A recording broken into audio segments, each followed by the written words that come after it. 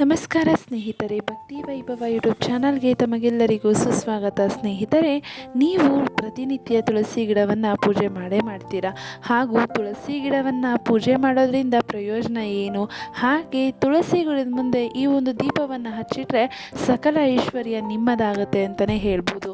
ಹಾಗಿದ್ರೆ ಯಾವ ದೀಪವನ್ನು ಹಚ್ಚಿಡಬೇಕು, ತುಳಸಿಗೆ ಪೂಜೆ ಮಾಡೋದ್ರಿಂದ ಏನು ಪ್ರಯೋಜನ, ಹಾಗೆ ನಾವು ಹೇಗೆ ಪೂಜೆ ಮಾಡಬೇಕು ತುಳಸಿಯನ್ನು ಅನ್ನೋದನ್ನು ವಿಡಿಯೋ ಮೂಲಕ ತಿಳ್ಕೊಳ್ಳೋದಕ್ಕಿಂತ ಮುಂಚೆ ದಯವಿಟ್ಟು ಚಾನಲನ್ನು ಸಬ್ಸ್ಕ್ರೈಬ್ ಮಾಡ್ಕೊಳ್ಳಿ. ವಿಡಿಯೋ ಇಷ್ಟ ಆಯಿತು ಅಂದರೆ ವಿಡಿಯೋಗೆ ಲೈಕ್ ಮಾಡಿ, ಶೇರ್ ಮಾಡಿ, ಕಮೆಂಟ್ ಮಾಡಿ. ಸ್ನೇಹಿತರೆ, ಸಾಮಾನ್ಯವಾಗಿ ಪ್ರತಿಯೊಂದು ಹಿಂದೂಗಳು ಪ್ರತಿನಿತ್ಯವೂ ತುಳಸಿ ಗಿಡವನ್ನು ಪೂಜಿಸುವ ಸಂಪ್ರದಾಯವನ್ನು ಹೊಂದಿರ್ತಾರೆ. ಈ ಸಮಯದಲ್ಲಿ ಅವರು ತುಳಸಿಯ ಮುಂದೆ ಅಥವಾ ತುಳಸಿಯ ಬಳಿ ದೀಪವನ್ನು ಹಚ್ಚಿಡ್ತಾರೆ.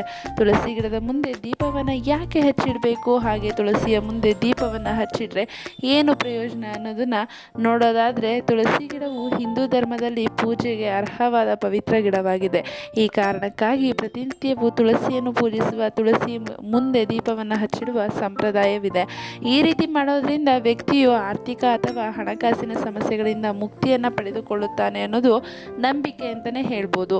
ತುಳಸಿ ಗಿಡವನ್ನು ನೆಡುವುದರಿಂದ ವ್ಯಕ್ತಿಯ ಜೀವನದಲ್ಲಿ ಆರ್ಥಿಕ ಸಮೃದ್ಧಿ ಬರುತ್ತದೆ ಎಂದು ಹೇಳಲಾಗುತ್ತದೆ.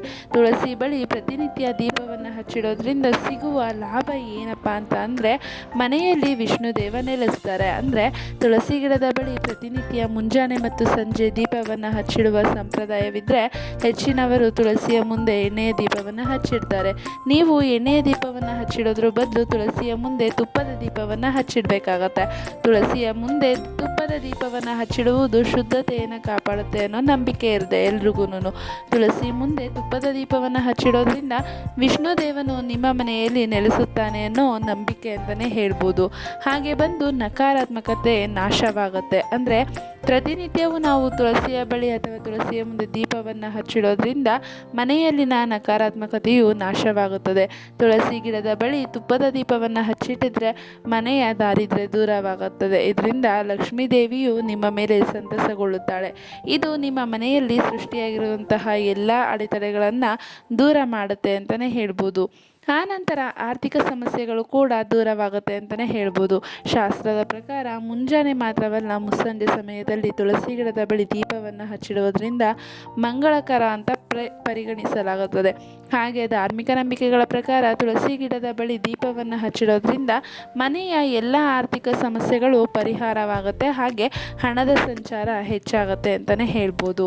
ಇದಾದ ನಂತರ ಲಕ್ಷ್ಮೀ ದೇವಿಯ ಆಶೀರ್ವಾದಕ್ಕೋಸ್ಕರ, ಅಂದರೆ ಶಾಸ್ತ್ರಗಳ ಪ್ರಕಾರ ತುಳಸಿ ಗಿಡದ ಬಳಿ ಹಿಟ್ಟಿನ ದೀಪವನ್ನು ಬೆಳಗಿಸುವುದನ್ನು ಅತ್ಯಂತ ಮಂಗಳಕರವೆಂದು ಹೇಳ್ತಾರೆ. ಇದನ್ನು ಮಾಡೋದ್ರಿಂದ ಲಕ್ಷ್ಮೀ ದೇವಿಯು ಸಂತುಷ್ಟರಾಗುತ್ತಾಳೆ ಮತ್ತು ಅವಳ ಆಶೀರ್ವಾದವನ್ನು ನಿಮ್ಮ ಮೇಲೆ ಮಳೆಯಂತೆ ಸುರಿಸುತ್ತಾರೆ. ಅಂದರೆ ತುಳಸಿಯ ಮುಂದೆ ಹಚ್ಚಿಟ್ಟ ಹಿಟ್ಟಿನ ದೀಪವನ್ನು ಮರುದಿನ ಹಸುವಿಗೆ ತಿನ್ನಲು ನೀಡಬೇಕು. ಹೀಗೆ ಮಾಡೋದ್ರಿಂದ ಶುಭ ಫಲಗಳು ಪ್ರಾಪ್ತವಾಗುತ್ತದೆ ಎಂಬುದು ನಂಬಿಕೆಯಾಗಿದೆ ಅಂತಲೇ ಹೇಳ್ಬೋದು. ನೋಡಿದ್ರಲ್ಲ ಸ್ನೇಹಿತರೆ, ತುಳಸಿ ಮುಂದೆ ಯಾವ ಥರ ದೀಪವನ್ನು ಹಚ್ಚಿಟ್ರೆ ಯಾವೆಲ್ಲ ಲಾಭಗಳು, ಯಾವೆಲ್ಲ ಪ್ರಯೋಜನಗಳು ಅಂತ ತಿಳ್ಕೊಂಡ್ರಿ. ಹಾಗೆ ಈ ದಿನ ತುಳಸಿಗೆ ದೀಪವನ್ನು ಹಚ್ಚಬಾರ್ದು. ಅಂದರೆ ಒಂದು ದಿನದಲ್ಲಿ, ವಾರದಲ್ಲಿ ಒಂದು ದಿನ ತುಳಸಿಗೆ ದೀಪವನ್ನು ಹಚ್ಚಬಾರ್ದು. ಹಾಗಿದ್ರೆ ಯಾವ ದಿನ ಅಂತ ನೋಡೋದಾದರೆ, ಧಾರ್ಮಿಕ ನಂಬಿಕೆಗಳ ಪ್ರಕಾರ ವಾರದ ಪ್ರತಿಯೊಂದು ದಿನವೂ ತುಳಸಿಯ ಮುಂದೆ ದೀಪವನ್ನು ಹಚ್ಚಿಡ್ಬೋದು. ಆದರೆ ಭಾನುವಾರದ ದಿನದಂದು ತುಳಸಿ ಗಿಡದ ಮುಂದೆ ದೀಪವನ್ನು ಹಚ್ಚಿಡಬಾರ್ದು ಅಂತಲೇ ಹೇಳ್ತಿದ್ದಾರೆ. ಹಾಗೆ ಈ ದಿನ ನೀವು ತುಳಸಿ ಎಲೆಗಳನ್ನು ಕೂಡ ಕೀಳಬಾರ್ದು.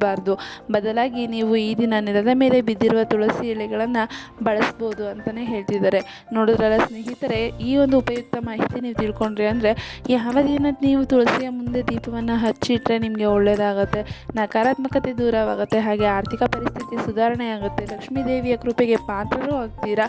ಹಿಟ್ಟಿನ ದೀಪವನ್ನು ಹಚ್ಚಿಟ್ರೆ, ಹಾಗೆ ತುಪ್ಪದ ದೀಪವನ್ನು ತುಳಸಿ ಗಿಡದ ಮುಂದೆ ಹಚ್ಚಿಟ್ರೆ ನೀವು ಜೀವನದಲ್ಲಿ ಏಳಿಗೆಯನ್ನು ಕಾಣ್ತೀರಾ ಅಂತಲೇ ಹೇಳ್ಬೋದು. ಹಾಗೆ ಈ ದಿನ ಅಂದರೆ ಭಾನುವಾರದಂದು ನೀವು ಯಾವುದೇ ಕಾರಣಕ್ಕೂ ತುಳಸಿಯ ಮುಂದೆ ದೀಪವನ್ನು ಹಚ್ಚಿಡಬಾರ್ದು. ಇದರಿಂದ ನಿಮಗೆ ಕಷ್ಟ ತಪ್ಪಿದ್ದಲ್ಲ ಅಂತಲೇ ಹೇಳ್ಬೋದು. ಸ್ನೇಹಿತರೆ, ಈ ಒಂದು ಮಾಹಿತಿ ನಿಮಗೆ ಇಷ್ಟ ಆಗಿದೆ ಅಂತ ಅಂದ್ಕೊತೀನಿ. ಇಷ್ಟ ಆಗಿದ್ರೆ ವಿಡಿಯೋಗೆ ಲೈಕ್ ಮಾಡಿ, ಶೇರ್ ಮಾಡಿ, ಹಾಗೆ ದಯವಿಟ್ಟು ಚಾನಲನ್ನು ಸಬ್ಸ್ಕ್ರೈಬ್ ಮಾಡ್ಕೊಳ್ಳಿ. ಕಮೆಂಟ್ ಮಾಡಿ, ಕಮೆಂಟ್ ಬಾಕ್ಸ್ನಲ್ಲಿ ಓಂ ಶ್ರೀ ಮಹಾಲಕ್ಷ್ಮಿಯೇ ನಮಃ ಎಂದು ಕಮೆಂಟ್ ಮಾಡಿ.